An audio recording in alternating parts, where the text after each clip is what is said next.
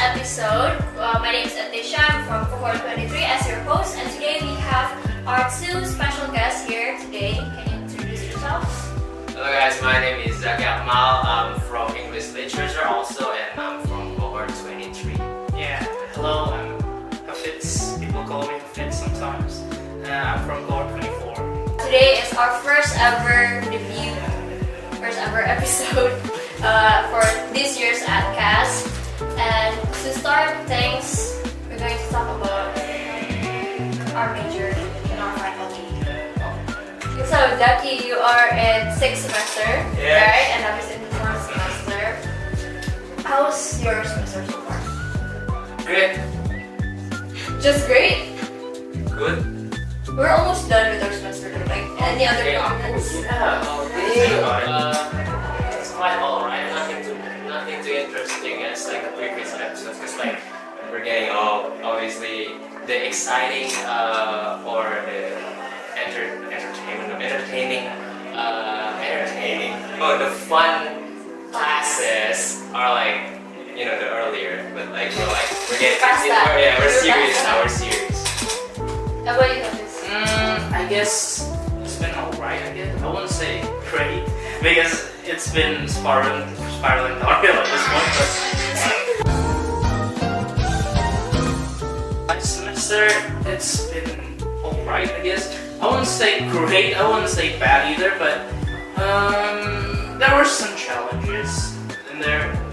Most of them hard, but only some of them entertaining. What challenges? Critical theories was the most challenging class, and I had to learn new theories every single week. Didn't have the time to actually nurture that theory into me. But is it fun? I mean, in a way, it is informative in a way, but it was fun. It was very informative, but at the same time, it was very tough, and the assignments as well. It's just bananas at this point. Yeah, I can relate to that. My first semester, I struggled with that class also. Oh, I think it's the only one that doesn't take that class. you're not related. I'm like your linguistics enthusiast. No, I'm not. Wait, what's your What did you pick? I choose cultural studies. Okay. So we have Okay. cultural studies, we have linguistics, we have literature. The big three. There's only three. Okay, so you've been you talk about your difficulties this semester, but what's your favorite class? I think my favorite class is public presentation. Okay. Oh. Yeah, because the lectures was fun, most likely, and the subject was also fun. So we had debates, we had TED Talk, we had. I think in the final exam we had to do like MUN kind of stuff. Wait, MUN? Your IPP is in the 4th semester. Mhm. We're like in the 3rd. The MUN.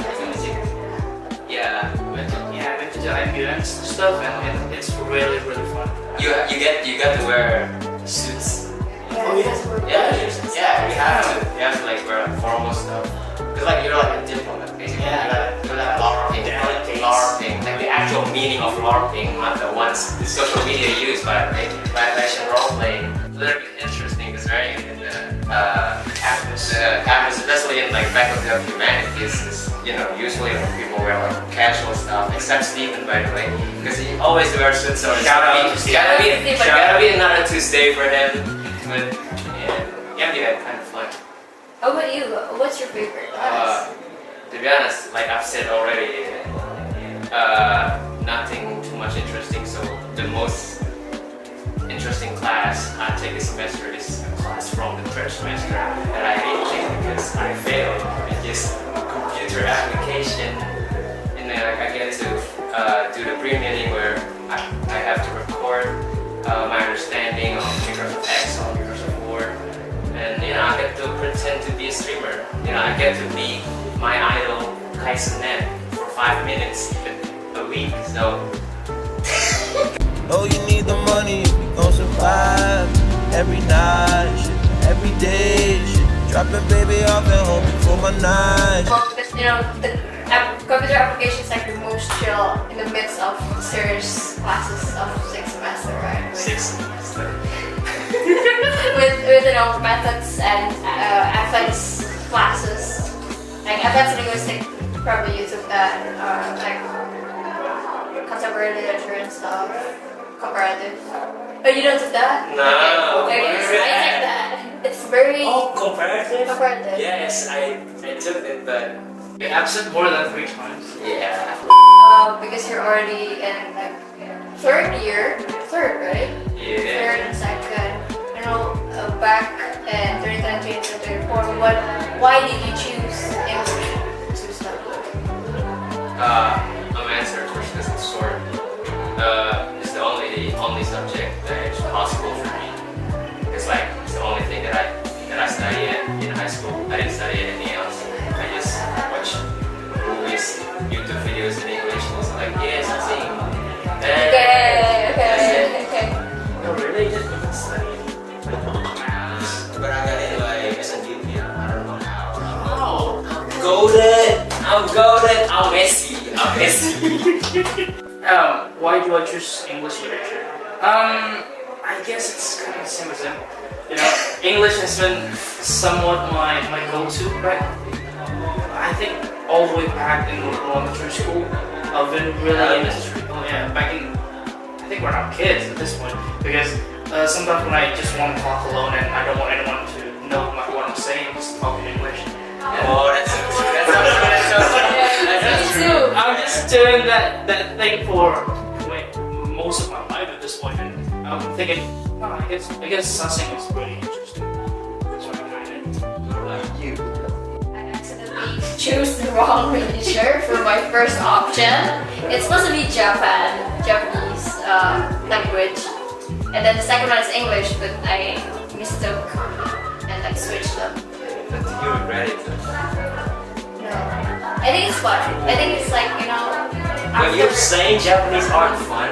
I'm saying it's fun, but like after second semester, I was like, yeah, let's not retake. You're saying Japanese are boring? No, I'm not saying Japanese are boring. I'm just saying like, okay, let's just do this in English, and I'm having a lot of fun.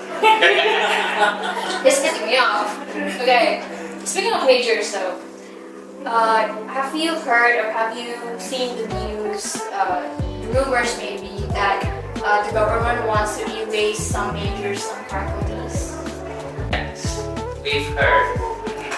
I think it's been quite a viral thread over the days, maybe a couple of days ago, where people just gone mad over the wild statement that even the ministers of education have thrown off to the public. He's supposed to be like the ministers of education who's supposed to support our education, but he himself just gives up and just gives up to the whole industry. It is really sad. To be honest, like I can see like the reasoning behind it in a way because he stated that there are like he gave an example like around like more than 400,000 education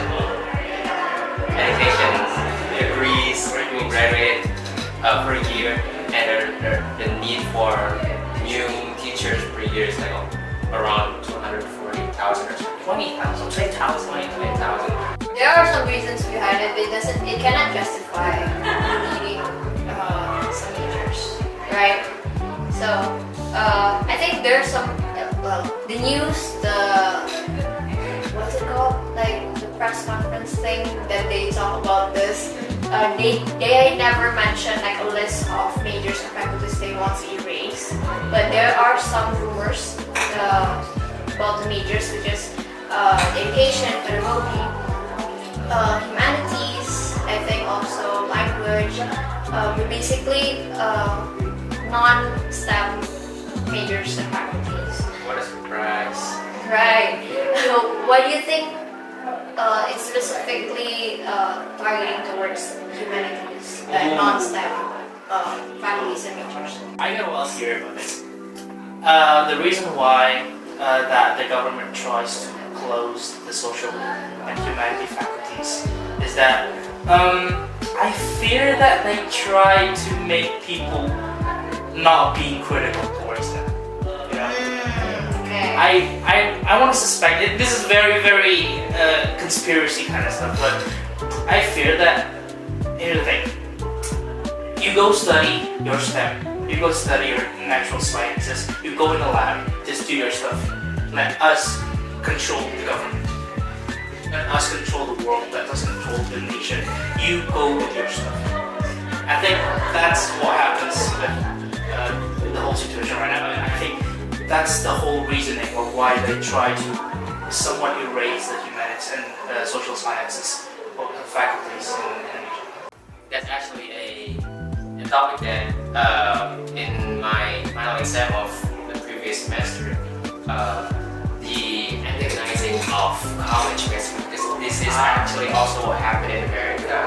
But I think in Indonesia they're like being more vague about it because there's still people that, you know, if the government says something that is like completely stupid, people still there, the outrage is still there. But I think the government that is in USA right now, they're far much worse. Basically, J.D. Vance, the vice president of the United States, basically said that we have to honestly and aggressively attack the universities in this country. Ladies and gentlemen, the universities do not pursue knowledge and truth. They pursue deceit and lies, and it's time to be honest about that fact.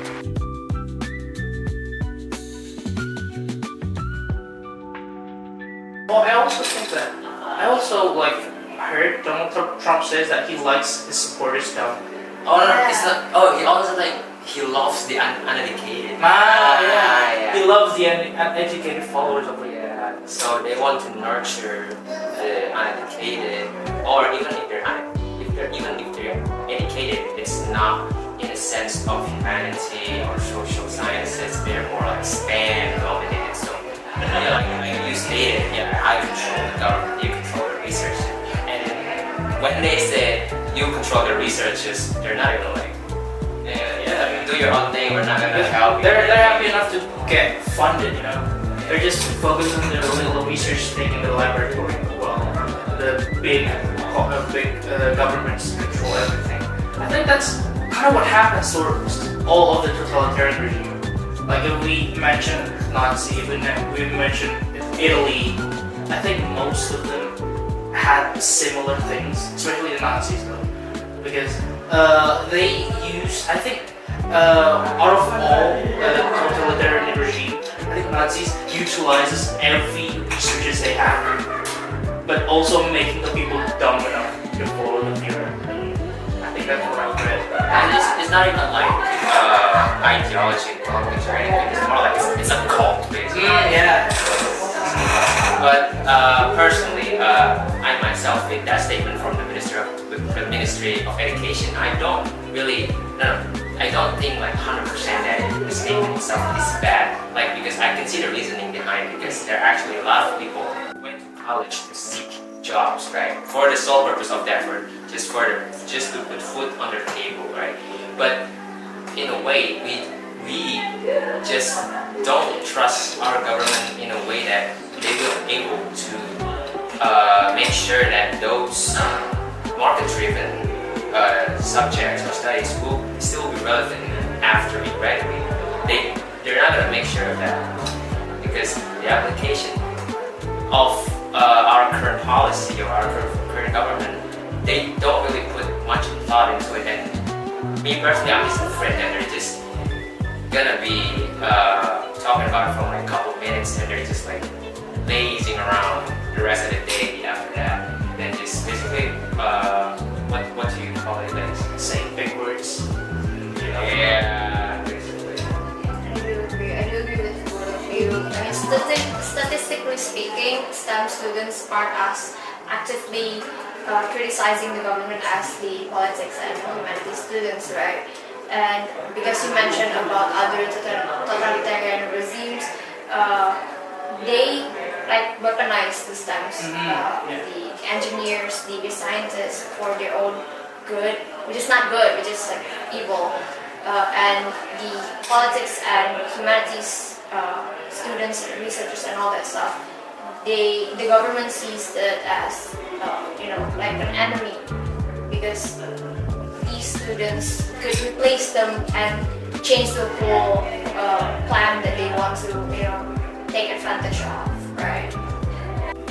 We believe that there is a valid reason for the statement itself, but the reason why we don't actually believe for the statement is because of how the government is doing it now, of how it's actually run within. It hasn't been a year yet, isn't it? It's like 1 year, 7 months. It's only been a year, 7 months, and we're spiraling down. Very drastically. Yeah, and I think that sort of what is it called? Performance of the government is the reason why we tend to contra with the statements that the Ministry of Education has said. I think it's not the statement's fault. I think it's the government's performance fault and how they do it. And also, the statements itself is kind of vague. Is it that they want to erase some faculties because of their inability to adapt to the industry? What industry are we talking about? What kind of industry? Which industry? Market-driven. Yeah, market-driven industry. And if we're talking about market-driven industry, then the STEM students, the STEM faculties themselves, they technically not fit towards the market-driven industry. Have you ever think of how the pure math students, pure math graduates are going to do with the market-based industry? They're pure math or pure chemistry or pure physics. They don't fit into the industry. So what industry are we talking about? What industry? What defines the industry that we really had to follow? So much so that we had to erase some faculties. But to be honest, here, we don't have to actually think about that exact statement that much, but because like another case, another day, it is just Asbun from the Ministry of Education, because they actually clarified after I looked it up, and it says that they're not deleting any faculties or majors, but they're just keeping tabs of what the universities are teaching in a way that they keep updating the curriculum, like they keep updating to what fit the industries. But because a lot of this knowledge or science are like based on like old theories and stuff, they're not like removing it, but like adding some like development in that. And actually, that is a better statement rather than the previous one that we have talked about in a way. But we can't really give them too much credit, because as a Ministry of Education, you can't just be going out with us in everything. You have to put a lot of thought behind it. Anything you say will be hoped against you. So It's a bad PR management. They only clarified it after the issue has been very viral. And they said that humanities doesn't do anything. The social sciences doesn't do anything. They themselves struggles in social. Right. As we know, the whole ministry is just filled with people who are not qualified, which is an objective fact, because they don't have degrees on that, I mean, there's rare cases, like there's like special ones, like what's her name? Yeah. She was only like junior high school graduate, right? But you guys are not Susi, bro. You guys are not her. No, okay? Tanggalkan. I still remember that. But you guys are not them, and if you know, there's like a little connection on how they got a position. But we're not gonna talk about that. We're not gonna talk about that. Talking about that, why do you think people often take the social humanities and education major for granted?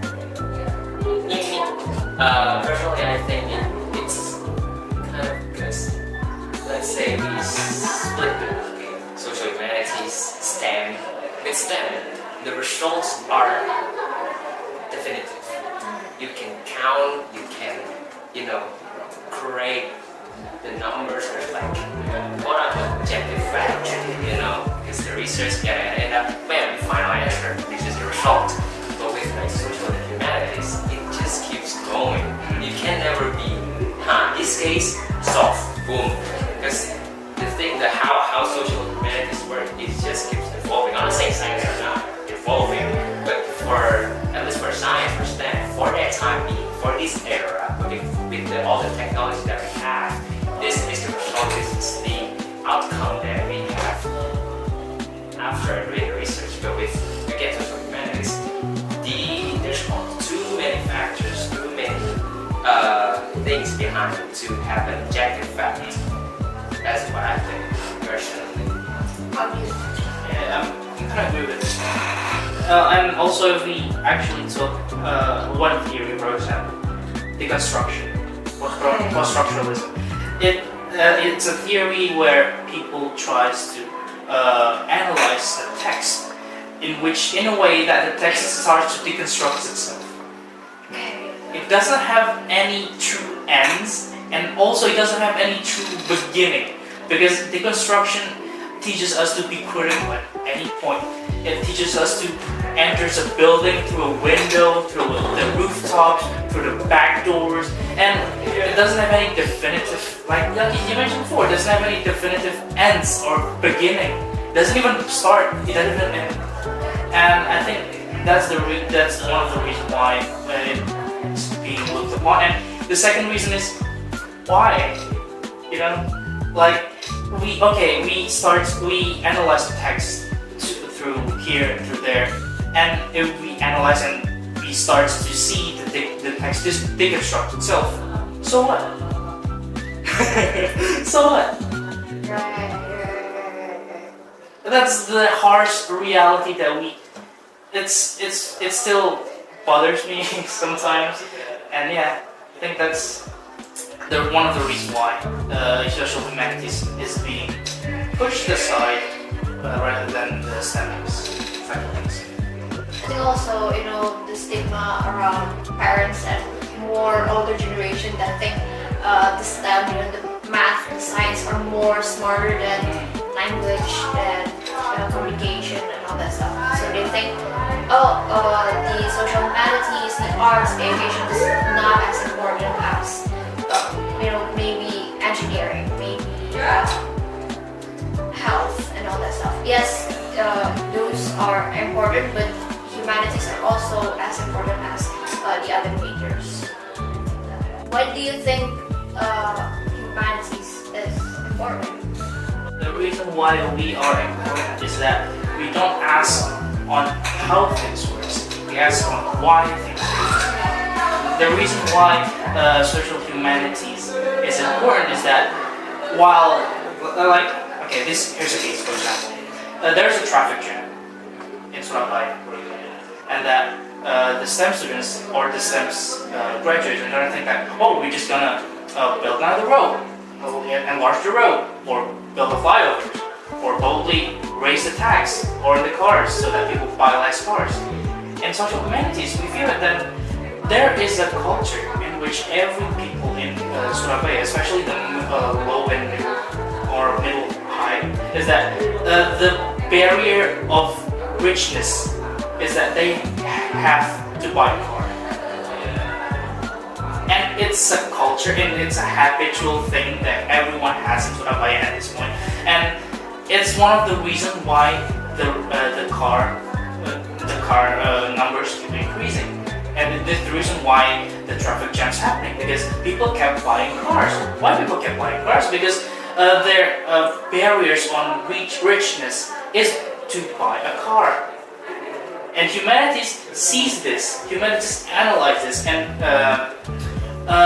we feel this hidden patterns that everyone has, whilst the STEM only do the practical stuff. I think that's why it's important. Okay, talking about humanities and arts and our majors and departments, have you ever experienced your accomplishments or maybe your findings being undermined just because we are a humanities major? Personally, I don't have that problem with this. I'm surrounded with people who do appreciate what I do. Like, for example,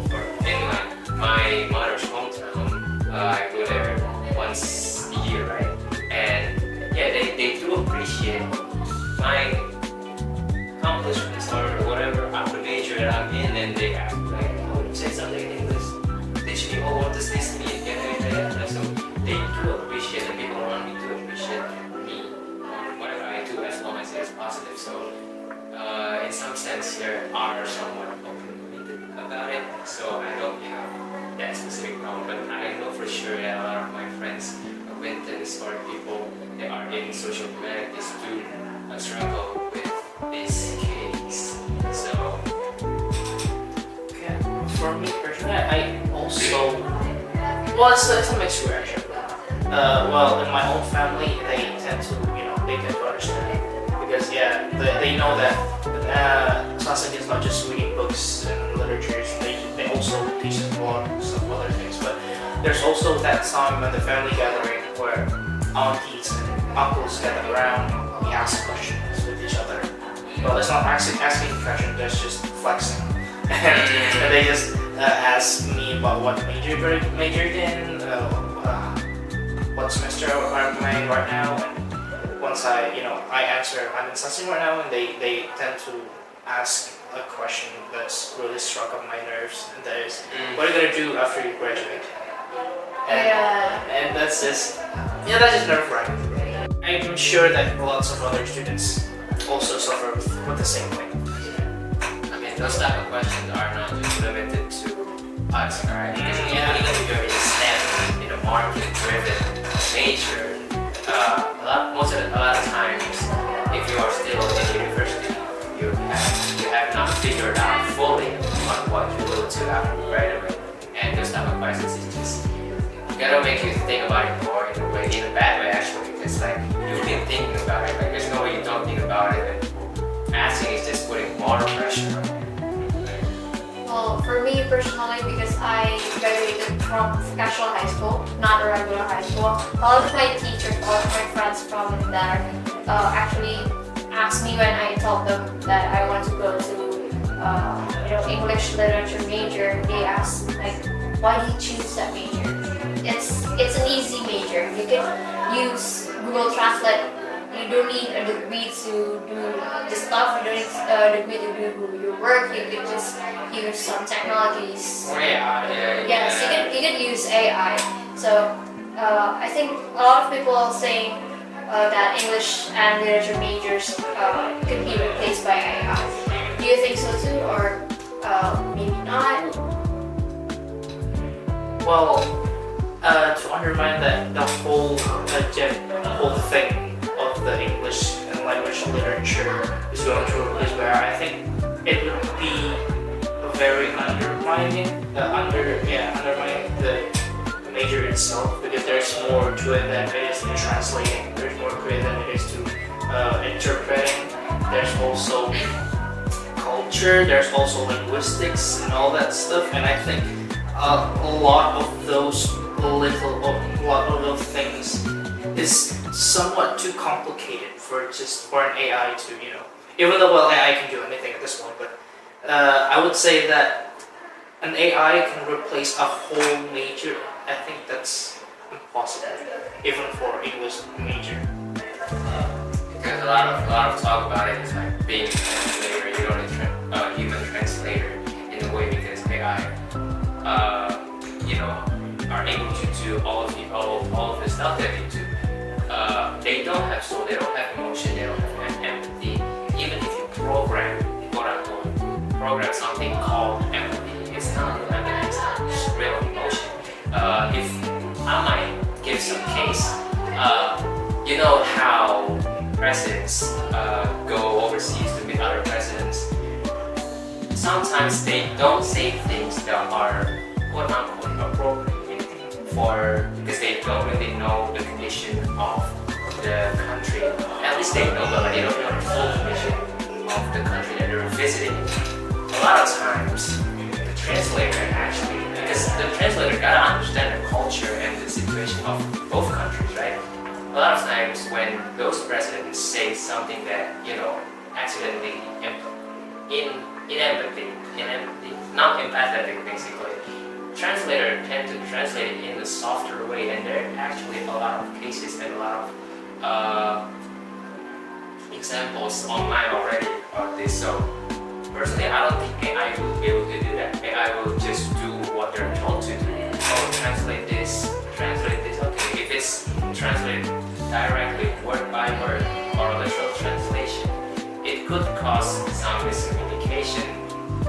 sometimes the president doesn't mean it in a bad way. They just don't know the full condition of certain countries, you know.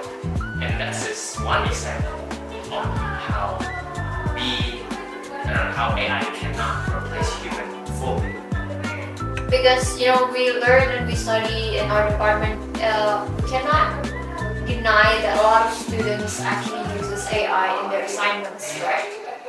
And even though some may just say that they use it as a tool, but there are still a lot of students that use it as a final product. And we came from humanities, faculty of humanities, that focus on human behaviors. So what do you think about the rise of generative AI? That's not human, right? But we analyze human behavior. So like non-human helping human analyzing human behaviors. What do you think about that?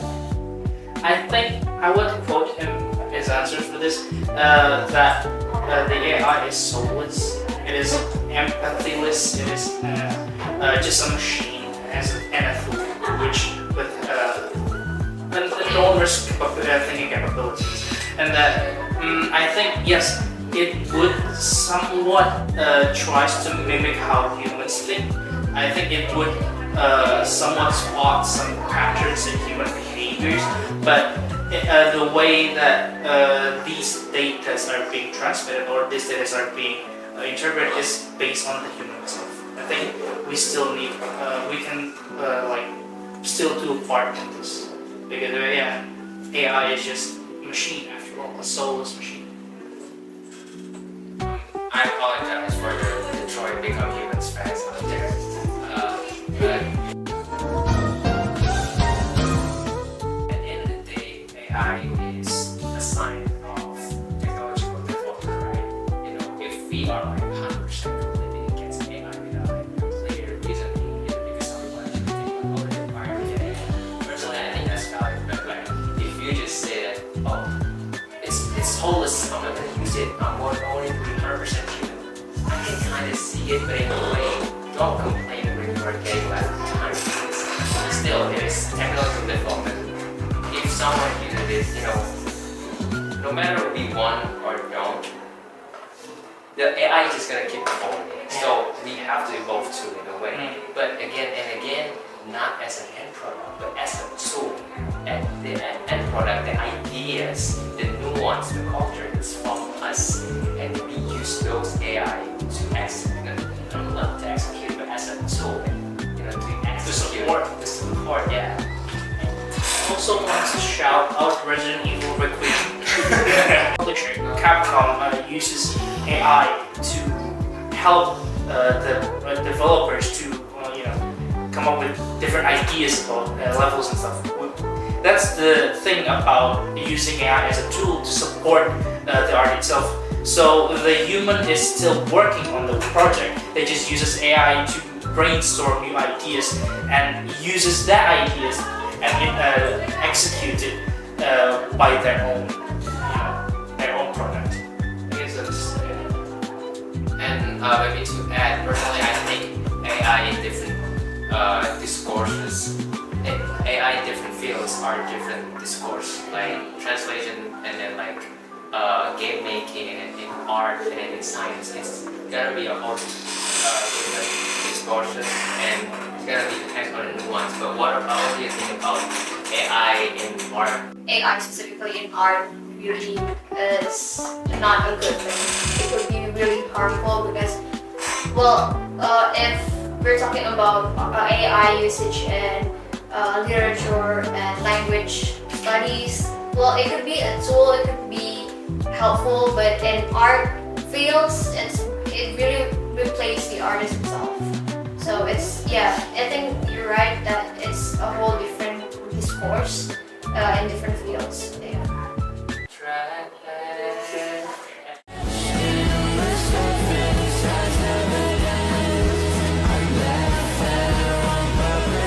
Know that trend like art is from the beginning of humanity. Art is human, Yes. not robots. Yes. It's by robots. What is Earth without art? Art, It's yes. just a rock. Okay. officially. Is there something that you think people often overlook about humanities? Or maybe, let's be specific, our department.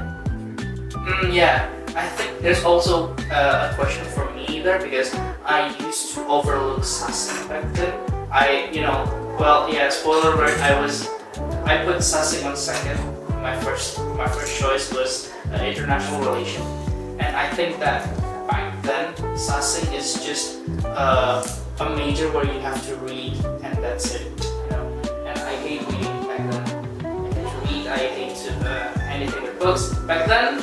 Not now. I love books. Okay, but I think the thing that people often judge is that people always think about literature as in books, and the literature always connects with something boring, and that once I actually delved into literature and culture, I think, and then I realized that it is more than books and reading than plays. It is what defines us as humanity, what defines us in society, and that the reason why the literature exists at the first point is somewhat as a mirror of what's happening in the society at that point right now. So I guess, I think literature somewhat is a very political, not somewhat, is a very political major. I think more political than the political major themselves. Oh, that's a lava take. I think for me, I think we're not just dealing with the politics itself. We're also dealing with the products of the politics. We're also dealing with the artists that actually dwells in the politics, like the art Renaissance, like the civil rights movements, and all that. I think it is very interesting. It's a very interesting major if you're really taking it. So don't take it for granted. I think this idea comes because a lot of people actually do see college as just a pathway into jobs, and they don't understand the concept of going to college and learning things for the sake of gaining the knowledge itself.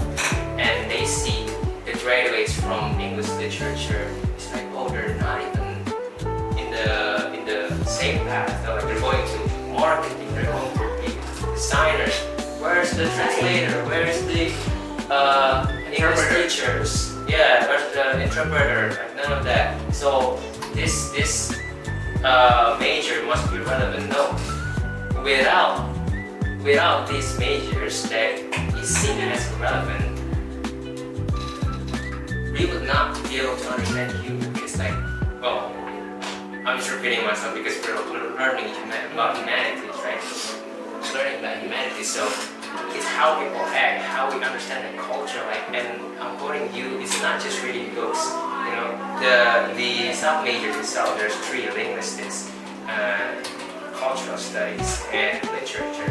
And even in literature, you understand about the history of the language itself. What is humans without language? Okay, so today we've already talked about the political situation, current situation, and then we talk about the humanities, the majors, and all that stuff, and then we talk about AI usage also. What do you like the most about what we talk about today? Oh, interesting. I think